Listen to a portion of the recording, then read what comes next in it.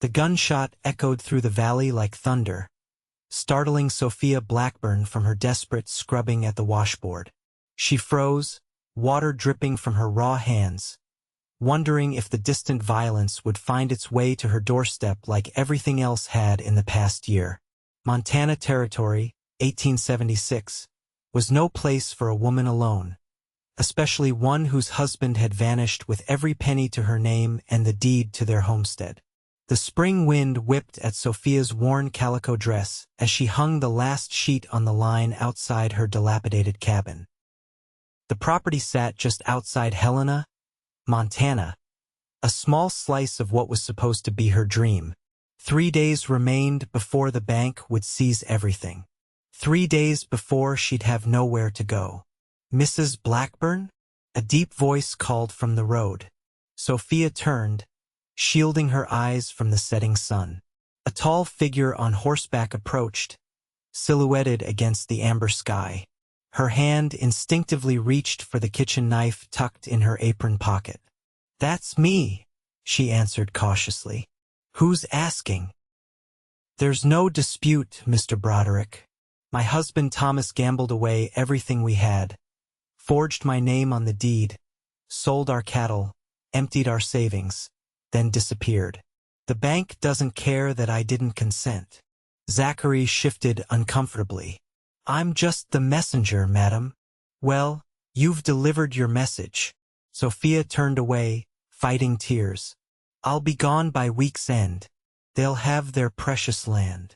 Instead of the sound of retreating hoofbeats, she heard Zachary clear his throat. "If you don't mind my asking, where will you go?" Sophia let out a bitter laugh. "He left me with nothing, Mr. Broderick. I have no family, no money, and apparently no home." Something in Zachary's expression changed. He gazed at the struggling homestead, the leaking roof, the broken fence posts, the overgrown fields once promising with wheat. "Then I'll build you everything again," he said, his voice quiet but firm. Sophia stared at him, certain she'd misheard. "Pardon. I'm good with my hands," Zachary continued, gesturing to the property. "And I know a thing or two about the law. Sheriff Miller's also the county clerk. I can have him look into your husband's dealings. If your name was forged, why would you help a stranger?" Sophia interrupted, suspicion replacing her momentary hope. Zachary's eyes met hers steadily. "Because 6 years ago I lost everything in a fire. A family of strangers took me in, gave me work, helped me start over. I'm just passing along the kindness." For the first time in months, Sophia felt something other than despair. It wasn't trust. She'd learned her lesson about trusting too easily, but perhaps it was the faintest flicker of possibility. "I can't pay you," she warned. "I'm not asking for payment," Zachary replied. "Just a chance to right a wrong." The following morning, Sophia woke to the sound of hammering. She rushed outside to find Zachary repairing her sagging front porch, his coat discarded despite the morning chill, tools spread around him. "You're actually serious," she said, pulling her shawl tighter around her shoulders. "I said I would help," Zachary replied without pausing his work. "I've got meetings at the courthouse and bank today. There might be a way to contest your husband's actions if we can prove fraud." She learned he'd been a Union soldier, then a Texas Ranger before drifting north. He could recite Shakespeare from memory and played harmonica in the evenings. He never pushed for her story, but when she finally shared it, how she'd come west with Thomas full of dreams, only to watch him descend into drinking and gambling, Zachary listened without judgment. "I was a fool," she concluded, staring into the fire one evening. "No," Zachary countered gently. "You were brave enough to believe in something. That's never foolish." One afternoon in late May, Sheriff Miller rode out to the homestead. Sophia's heart sank when she saw his official expression. "Mrs. Blackburn," he began gravely, "we found your husband." The words hung in the air like storm clouds. "He's in a mining camp near Virginia City, the sheriff continued. Got himself in trouble there too. He's being held for outstanding debts. Zachary moved protectively closer to Sophia. And the property situation? That's why I'm here. His new creditors are claiming rights to all his assets, including this homestead. Sophia felt the ground shift beneath her. Just when things had started to improve, just when she'd begun to hope again. That's not possible, Zachary argued. The deed transfer was fraudulent. They've got a signed bill of sale, Sheriff Miller replied. Court dates set for next week in Helena. After the sheriff left, Sophia stood frozen in the yard, staring at nothing. I can't do this again, she whispered. I can't fight and lose everything again. Zachary took her hands, his touch steadying. You won't lose everything. Not this time. How can you be so sure? She asked, finally meeting his gaze. Because you're not alone anymore, he answered simply. The next morning, Zachary was gone before sunrise. He'd left a note explaining he needed to gather evidence before the court date. For 3 days, Sophia heard nothing. She tried to keep busy, tending the garden and animals, but worry gnawed at her. Had he abandoned her like everyone else? On the 4th day, as she was chopping kindling, the sound of approaching horses made her look up. Zachary rode toward her, alongside a well-dressed man she didn't recognize. Mrs. Blackburn, Zachary called, dismounting. This is Mr. Harrison, from the Territorial Bank in Virginia City. The banker tipped his hat. Madam, I've brought documentation that might interest you. Inside the cabin, Mr. Harrison spread papers across the table. Your husband attempted to secure loans using this property as collateral in 3 different counties. That's fraud, plain and simple. More importantly, we found evidence he forged your signature on multiple documents. Hope flickered in Sophia's chest. What does that mean? Sophia stood and threw her arms around Zachary in a fierce embrace. Thank you, she whispered against his shoulder. His arms encircled her carefully, as if she might shatter. You did the hard part, he murmured. You survived. The court proceedings went exactly as Zachary had predicted. The judge ruled in Sophia's favor, declaring all transactions involving her property without her consent null and void. Thomas would remain in custody, facing charges of fraud and forgery. As they rode back to the homestead, Sophia felt lighter than she had in years. What happens now? She asked, glancing at Zachary. Now, he said, we finish getting your place back in working order. And then... He looked at her, something unspoken in his eyes. Then I suppose I'll move on as planned. The words sent an unexpected pang through Sophia's heart. She'd grown accustomed to his presence, to their shared meals and conversations that stretched into the evening. The thought of returning to solitude felt suddenly unbearable. Summer brought long, golden days filled with work. Zachary repaired the barn and chicken coop while Sophia expanded her garden. In those peaceful moments, Sophia found herself studying his profile, noticing the small scar above his eyebrow, the way the corner of his mouth lifted slightly before he smiled fully. She caught herself wondering what his life had been before their paths crossed, and what it would be after. You never talk about where you're headed next, she remarked one evening. Zachary's fingers paused on the harmonica. No particular destination in mind. There's usually work for a man willing to do it. But there must be someplace you'd like to settle, she pressed. He was quiet for so long Sophia thought he might not answer. Finally, he said, I once thought I'd have a place of my own. Land, cattle, maybe a family. His expression grew distant. The war changed that notion, made me restless. And now, his eyes met hers, something vulnerable in them. Now I'm not so sure. The mood between them shifted after that night. A new awareness hummed in the air when their hands accidentally brushed, when their eyes met across a room. The August sun beat down mercilessly as Sophia gathered eggs from the henhouse. The sound of an approaching wagon drew her attention. A couple she recognized from church, the Hendersons, pulled up to the house. "Mrs. Blackburn," Mr. Henderson called cheerfully.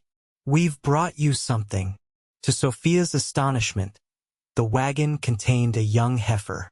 "We've had good fortune with our herd this year," Mrs. Henderson explained, "and we've heard how hard you've been working to rebuild." "I can't possibly accept," Sophia began. "Zachary, I should get this heifer settled," he interrupted, not meeting her eyes. That evening, Zachary was unusually quiet. After dinner, instead of joining her on the porch, he announced he needed to ride into town. "At this hour?" Sophia asked, alarmed. "There's a cattle buyer passing through. Might be worth talking to him about future prospects for your place." When he returned hours later, Sophia was still awake, sitting by a low burning lamp. She'd spent the evening examining her feelings, making a decision that both frightened and excited her. "You're still up," Zachary observed, hanging his hat by the door.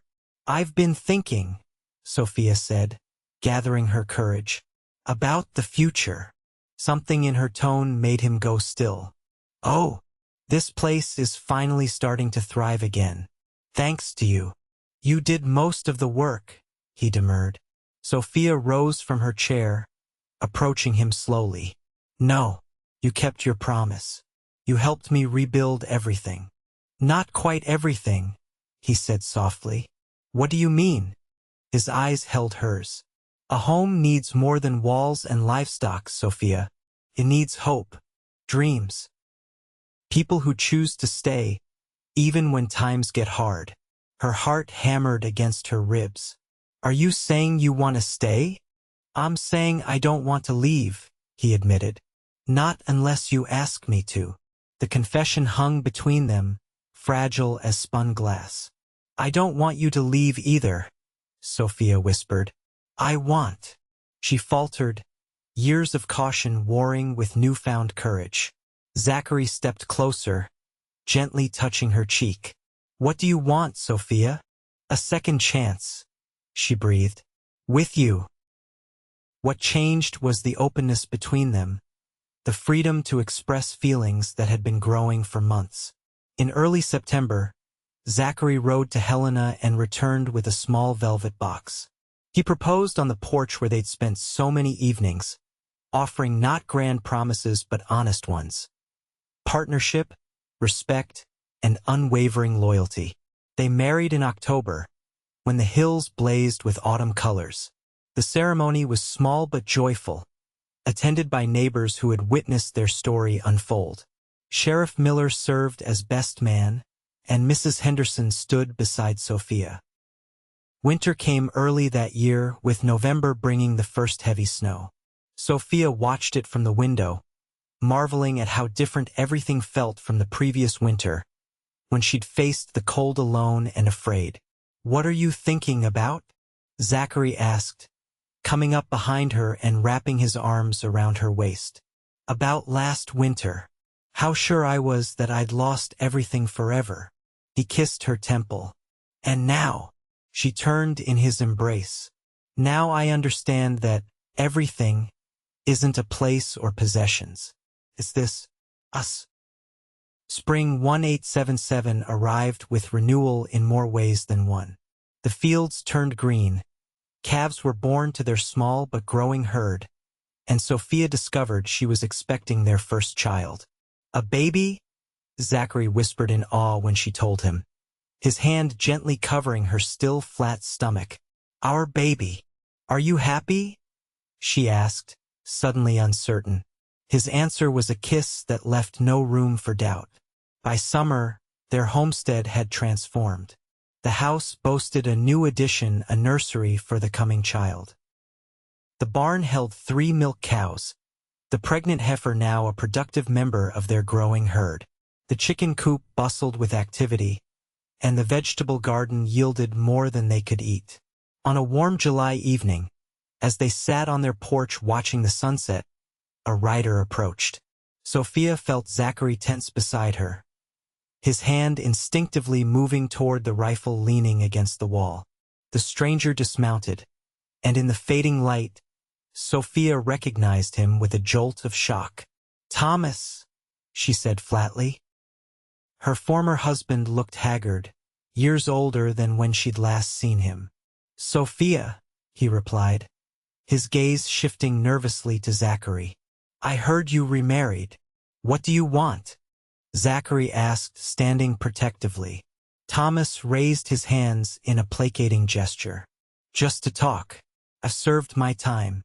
I'm heading to California, but—" He hesitated.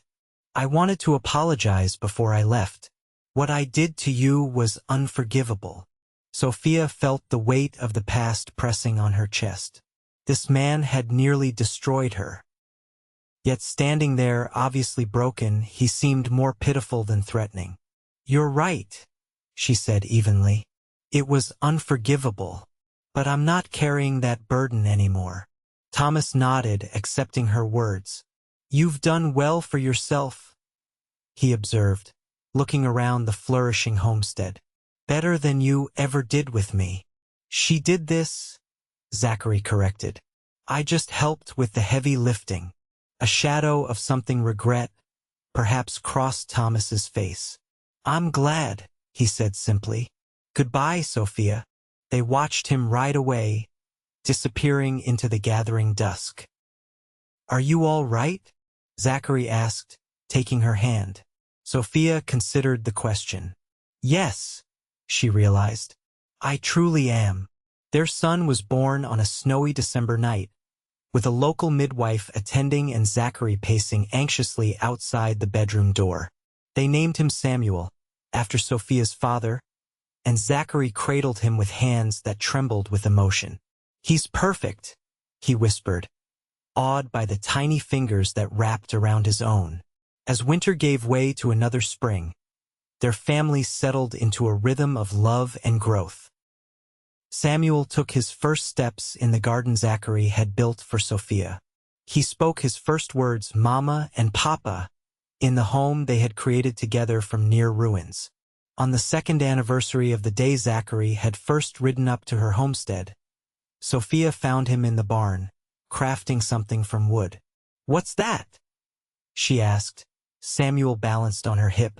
Zachary smiled, revealing a small rocking horse. "For our boy's birthday, and I've been thinking." "A dangerous pastime," she teased. "I've been thinking we should expand again. Maybe build that second bedroom. Samuel might appreciate a brother or sister someday." Sophia's smile bloomed slow and radiant. "I've been thinking the same thing." By their 5th anniversary, the Broderick homestead had become one of the most prosperous in the county. They'd added another son and a daughter to their family. The house had grown to accommodate them all comfortably. Their cattle herd numbered over 50, and Zachary had developed a reputation as one of the fairest livestock traders in the territory. On a warm autumn evening, they sat on the same porch where it had all begun. Their children played in the yard, their laughter carrying on the breeze. Zachary took Sophia's hand, his thumb gently rubbing over the gold band he'd placed there. "Do you ever think about how differently things might have turned out?" he asked. Sophia looked around at the life they'd built together, the home filled with love, the land restored to abundance, the family they'd created. "Sometimes," she admitted. "But then I remember what you told me that first day." "What was that?" he asked, drawing her closer. "That you'd build me everything again." She smiled, meeting his gaze. "You kept your promise, Zachary Broderick. You gave me so much more than I lost." He kissed her then, tender and familiar, yet still carrying the wonder of that first kiss. "No, my love," he whispered against her lips. "We built it together." As twilight deepened into night, they remained on the porch, watching their children chase fireflies, their hands intertwined, their hearts full. The homestead stood as testimony to their journey, not just of rebuilding a place, but of reconstructing hope from the ruins of broken dreams. In the distance, a coyote called to the rising moon, and closer to home, the cattle lowed softly in the pasture. Sophia leaned her head against Zachary's shoulder, grateful for the twist of fate that had brought this cowboy to her door when she had nothing, and for the love that had given them everything.